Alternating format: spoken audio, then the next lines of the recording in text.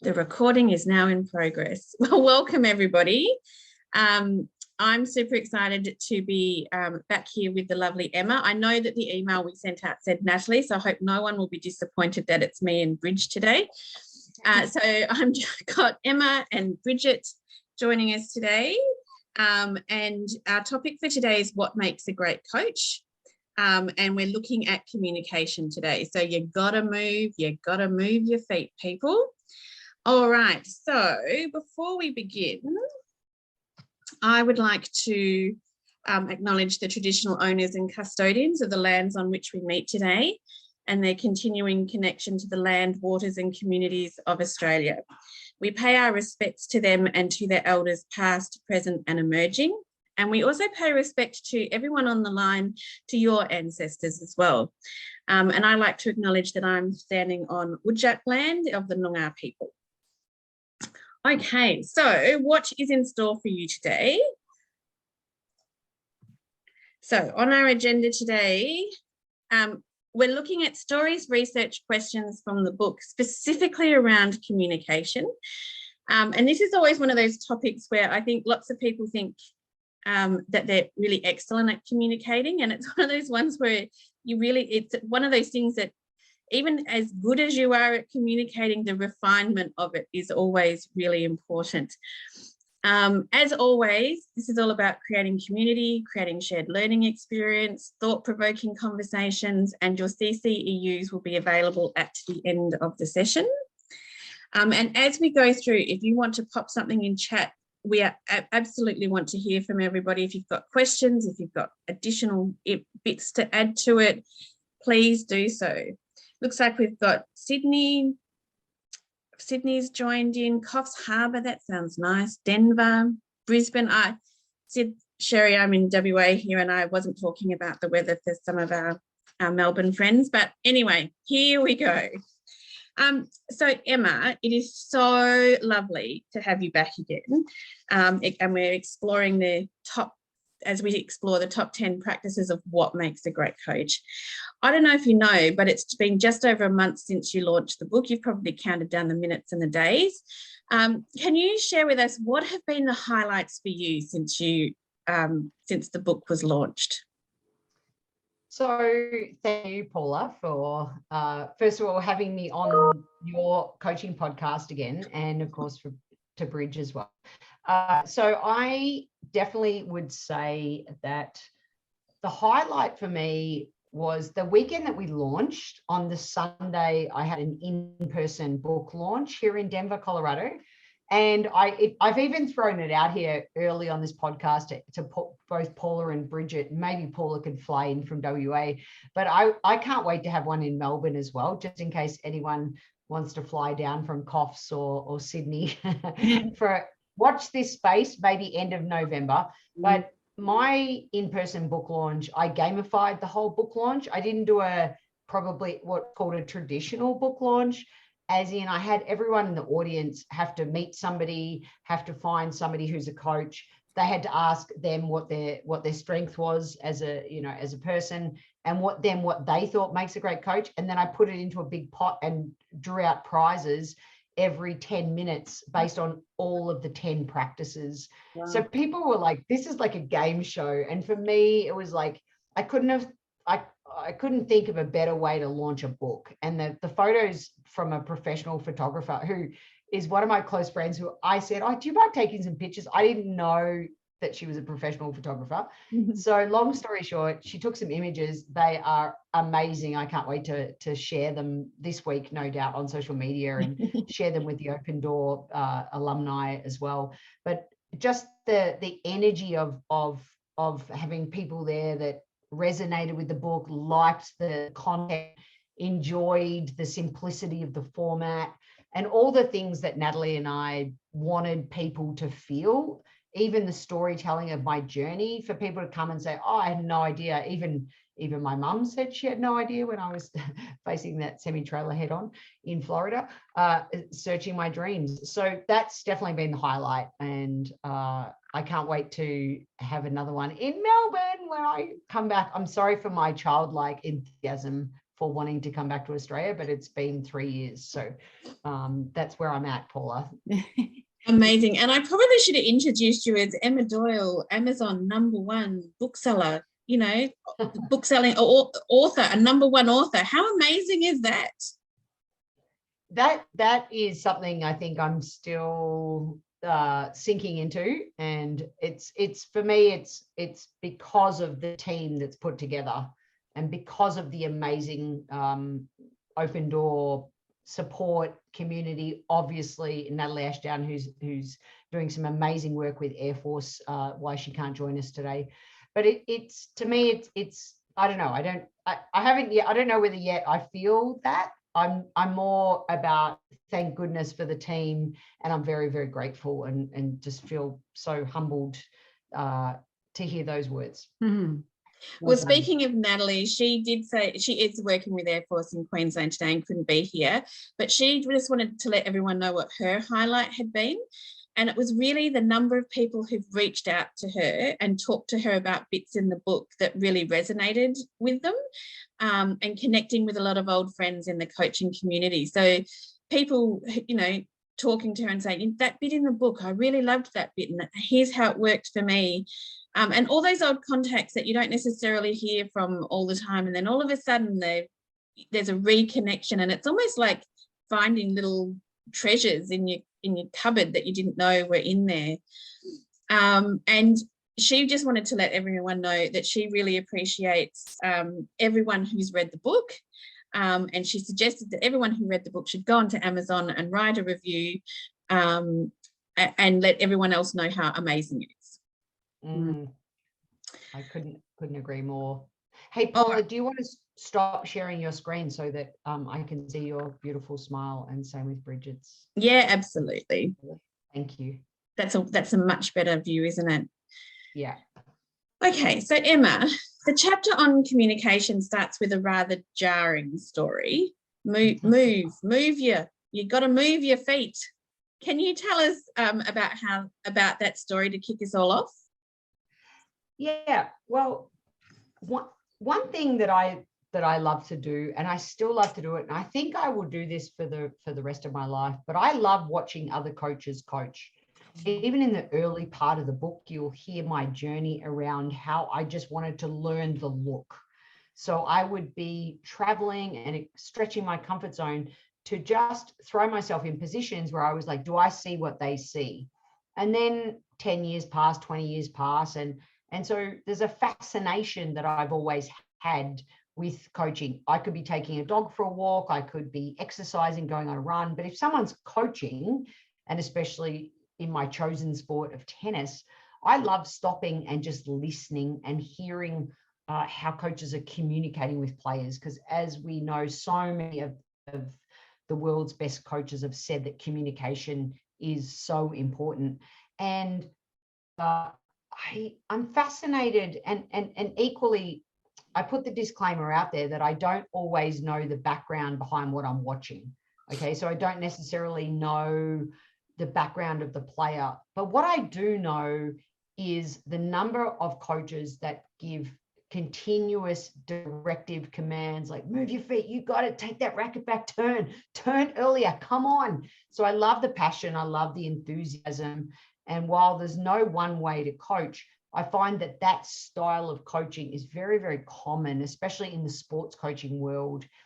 And the story is, for me, and the reason why I love to watch other coaches coach is because when I got off the tennis court, and I know we're probably going to touch on that later in one of your questions, but when I really learned from the open door coaching methodology that there was a whole nother world of not filling in the space continuously, not just because I'm a subject matter expert, not having to continuously talk or use directive commands or inspire somebody just by yelling and telling. When I found out there was a whole nother way of coaching, I was really, really excited about that. So that story is almost a summary of so many times in my life where I was like, oh, I wonder if if the student is hearing, I wonder B, if the message is getting through, and I wonder C, especially under pressure, if that student can retain any of what the coach is with the best intentions, trying to communicate. And I never use the word try when I'm coaching, but I feel like the coach is trying to communicate. And it's almost like the parent listening to the coach, and then the parent says, don't you remember what your coach said last week in the lesson?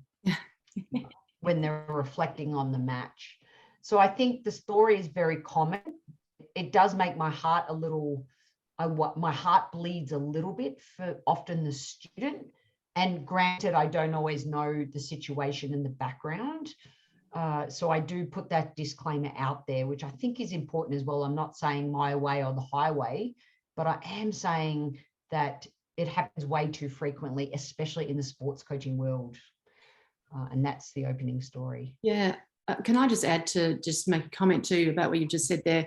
And regardless of what the story is behind that, and I know you've made that disclaimer, but essentially, as soon as you raise your voice and you start telling and you're dictating, or you've got that huge amount of energy going into the brashness of it, you get that person who's immediately going to close up. So of course he's not going to remember what his coach said the week before. So unless it's that open and curious, comments, then they're not going to be open to it. So yeah, it makes perfect sense. Yeah. Yep. I completely agree. And even Tennis Australia, I'm so grateful to them for the 10 years that I was coaching coaches how to coach. And we would have to, on day one, demonstrate the differences between the two styles, and then have coaches reflect on how it made them feel. And even as a coach, and you think about even working in America, Australia, even Western culture, there's no doubt that that style of learning isn't the way of the future. It's not how kids learn. It's not the way that people now that were kids of even Generation X, for example, are now in the workplace, not how they're learning. And that's why I'm also really grateful. One of the coaches who I mentioned in this book, Paula and Bridge, is Emma Brigitte, and she's from Bosnia. She was an exceptional tennis player. Of course, I have my hands right here, I know, just in case anyone was wondering. But imagine growing up in Eastern Europe. She's a huge tennis influencer. And on the podcast, she said, a great coach must have a connection with the communication to be a two-way street. As a coach, you need to constantly ask questions and be curious. Even though she's a 7-time All-American, she grew up with an instructional style of coaching. She understands the importance of balancing communication. So it's super awesome. And she's a young game changer. So I love also that the book has not only famous coaches, many people wouldn't have heard of her necessarily. So, but she's in there because she's someone who's come from that style and recognizes the importance of what we're talking about. So I just wanted to throw that one in there. Mm. Yeah, I think there were two really important things in there. One is that you watch other coaches, and it's one of my favorite things to do. I'm not necessarily watching sports coaches, although I've got lots of feedback I'd like to give the Fremantle Dockers coaches and the like, because they're my team. But I love to watch Natalie coach. I love to watch Brigitte coach. I love to watch lots of other people coach, because the things that you pick up, everyone has such a distinctive style when they're moving through it, and you hear words that you might not use but really resonate that you'd like to use. So I think from that coach development piece, actually listening and watching other coaches is a really critical thing to be doing, just seeing what other people are doing. The other is that if you go into any workplace, there are directive managers all over the place who are still following that same, I'm going to tell you what to do, and I may even yell it, and I'm just going to keep repeating myself until you figure out what it is I'm trying to say, which I think is exactly what you're saying in regards to the tennis court. I think it plays out in the workforce as well. Okay, well, that's really interesting to hear. From both of you who are living and breathe it. Obviously, I'm transitioning from the sports world into the corporate world. And even I just finished another Leader as Coach course today, and there were still some of the questions that were coming up, and people were like, yeah, but what about if I've got a really great solution and I can give it to them in 2 minutes and they're paying me a lot of money to give them the answer? So Brigitte, what's your take on how would you have answered that question that I got asked today? Thank you. No, I think as a coach, I think the minute you offer your opinion or your advice or what I've done before is the minute you take away that learning opportunity for that person. So from the coach, my gift to you is to allow you to consider it for yourself and stretch your thinking, because I know that you have the answer. Even if you don't think you do right now, I know through asking you some really open and curious questions, you'll be able to find some way of finding that answer, whether it's a resource or a support or something that allows you to find that answer. So, and I'm not suggesting that mentoring and consulting and those sorts of things obviously have their place, but if you're coaching, not for a second would I do that. I would know that you know, that's my gift as a coach to you, to allow you to do that. As my gift as a coach. Oh, why couldn't we put that line in the book, Brigitte? I think it's really important. I think it's a really important point that I might have an opinion, I might know something from experience, I might have, what have you, but that doesn't mean that that's the right answer for you. It may be an answer, but I know that you're going to feel so much more fulfilled when you find it out for yourself than hearing, what I say. Version 2, I think I'm going to add, I've just written that one down. I hope everyone else has too. So Brigitte, whenever you ask why you're here, that's the reason that you are here. I could say something else too. I was thinking about the whole telling and what have you, and I think it's important also for us to remember, Emma mentioned, how do you take on that learning with that yelling, but also too, I think it's important to recognize what our learning styles or our learning preferences are as well.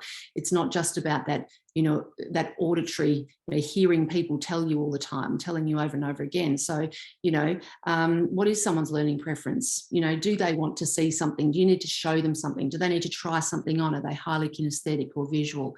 Do they need to process that information, auditory, digital? So taking into account who's standing in front of us and how do I serve that person in the best possible way, and how do I connect and communicate with them apart from just telling them something, regardless of the tone. There might be other ways of communicating with them. Yeah, and I guess living in the coaching world that we do in that workplace and business coaching space, that's one of the key things that you learn really early on. So Emma, do you think in the sporting, in the tennis world and the sporting world, that is one of the things that they could learn, that is one of the key areas for them, is that understanding the different learning styles, understanding the different communication styles, and coaching from that perspective? 100%. So, I can't even begin to tell you. So 2 quick stories around that really impacted my journey. One was when I was a really early learning facilitator. I met a gentleman who's in the book called Mitch Hewitt, and he just really helped me as a learning facilitator in coaching coaches how to coach, understand the difference between in the tennis term, we call it direct and indirect. So in the book, especially from a workplace perspective, Natalie and I describe direct as instructional and indirect as coachee-centered. So if you think about instructional, those coaching style of communication be often interchangeably with terms like directing, telling, explicit, teacher-centered, prescriptive, command, and control. And the other way that I love to think about it, like really to simplify it, is who's making the decisions within the learning environment, whether that be a business coaching, a sports coaching, a tennis coaching situation. So I really love that, as compared to if we look at the coachee-centered communication style, can often be used interchangeably with terms like collaborative, partnering, guiding, discovery, inquiry, and questioning, which again relates to who's making the decision within the session. if the students or the client is making the decision, or the team member is making the decision within the communication style, that's Coach E centered. So I just think that's a good clarification. And Mitch Hewitt helped. He's the first person that helped me understand the difference between the two. And then it was Natalie Ashdown that just, I want to say, just gave me a big, like that, but she did, right? But she asked me to run a session with one of my close friends and who's an amazing person, Erin Redden. We were partnering in this role play situation, and she told me that I wasn't allowed to give one directive command. I had to only ask questions for the entire session. So that was my biggest aha moment around the two different styles. And in the tennis world, we say it's not one versus the other. Okay, in the sports coaching sense. What Natalie and I describe in the book, though, is that while it's not one versus the other, most sports coaches live permanently on the instructional style. So can sports coaches and tennis coaches, back to your original question, Paula, can they learn from the business community? 100,000% yes. And as Brigitte alluded to, can they then adapt their communication style based on the learning preference and based even on your own the way that you naturally like to communicate as a human? 100,000%. And that takes years of practice. And it's not something you just pick up overnight, but it starts with conscious awareness. And I still, even as running my Leader as Coach course today, and it runs over 2 days, as you know, it's open doors methodology. I picked up my own language 3 times, and I called myself out as a learning facilitator in the program to highlight my language of how I made an unforced error around a question or around a reframing of a word like but, when I negated every positive someone had said accidentally, subconsciously. So I was bringing that up because it's so in my conscious awareness around how I can do a better job, as we all can do a better job. So yes, and can I just say also, my favorite part of the book, honestly, is how sports coaches and tennis coaches can learn from the business coaching community, and how the business coaches can learn from the passion and the purpose and the decision making and the belief part of the sports coach, which the sports coach has. So that's probably one of my favorite overarching concepts of the book. So did I answer your question, Paula? You sure did. And about I don't know, 15 years ago or something, I introduced a leadership program into a organization that was very sports minded, and we called it Every Manager is a Coach. And the first bit was, if you talked about your team on a Monday morning and their performance of last week as much as you talked about your sporting team, it would be a really great place to start. Okay. Yeah, so I agree. I think there are some absolutely beautiful links between the business world and sporting, and that the sharing of that knowledge and leveraging off the strengths of each one can really propel each side. So unless anyone does anyone on the line have any specific questions for Emma at this stage?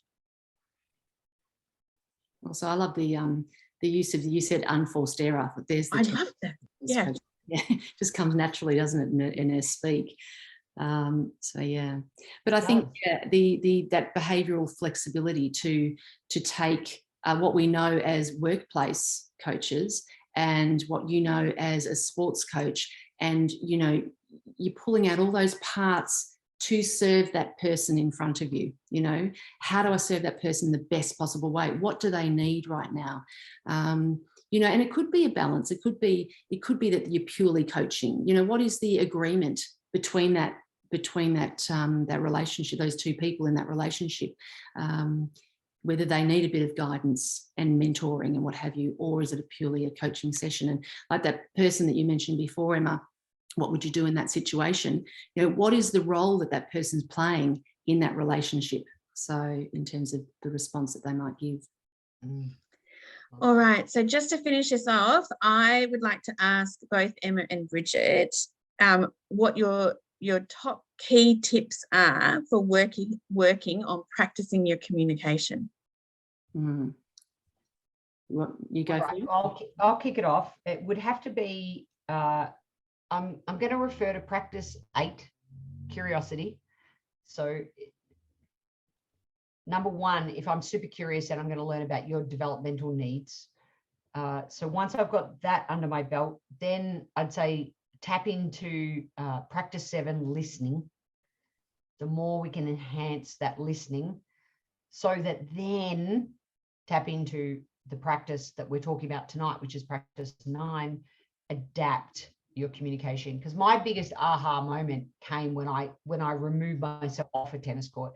And I realized I had to change my communication to bring out the best in somebody else, rather than, hey, come with me and I'll make you better. It was not about that. So they're my 3 top tips around how I would go about that.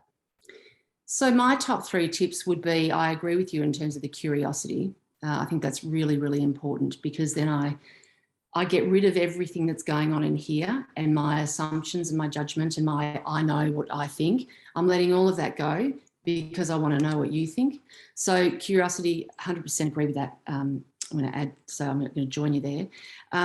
The other one that I would say is being open. So our open questions, because that aligns with curiosity, the who, the what, the where, when, how, those open and curious sentence starters. And the third one would be something every day. Do something every day. Listen every day. Choose a way of approaching a conversation every day. Just decide every day. So then you start to build your skill set, and then it becomes part of how you operate and how you approach people. So it's conscious awareness. It's something every day to build on that skill and that ability to communicate effectively. And don't just take it from Brigitte and I. Of course, you love I've got the book on hand here, Paula. Yeah. I just have to say, let me just turn to the actual page. So who else do we have? We've got Gigi Fernandez, Justine Hennon, used to former number 1 in the world. Our very own Casey Delacqua does lots of commentating on the Aussie Open. Jules Hay, she's a AFLW women's coach. Lisa Stone, she's a parent coach here in the USA. Michelle Clear, she's a sports psychologist in California. Jay Gruden, he's an NFL coach. Nick Bollettieri, Tony Palafox, a former coach of John McEnroe, and Anne Pankhurst is one of the biggest and best known educators of tennis globally for the PTR. They all said, what makes a great coach? Communication. Yeah, beautiful. Amazing. And for anybody who has not yet purchased a copy of this amazing book, you can scan the QR code and purchase it in whichever country you are calling in from. And I highly recommend that you do. It is well worth a read. It's super practical. It's super easy to read. And you are thinking, it just makes you think the whole way through, which is amazing.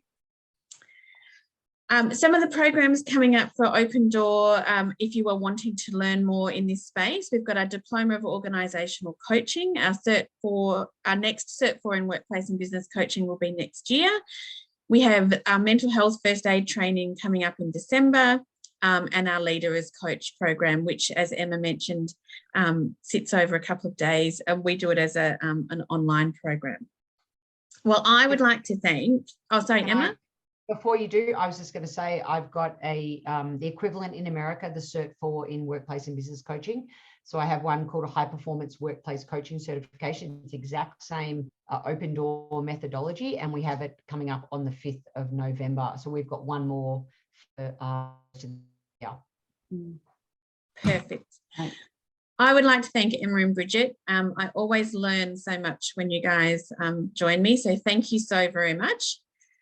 Thank you, everybody, for joining us on the line. I'm going to finish up here, and then I'll just make sure I have, I'm going to finish the recording, And then anyone who wants to take a photo of the CCEUs can.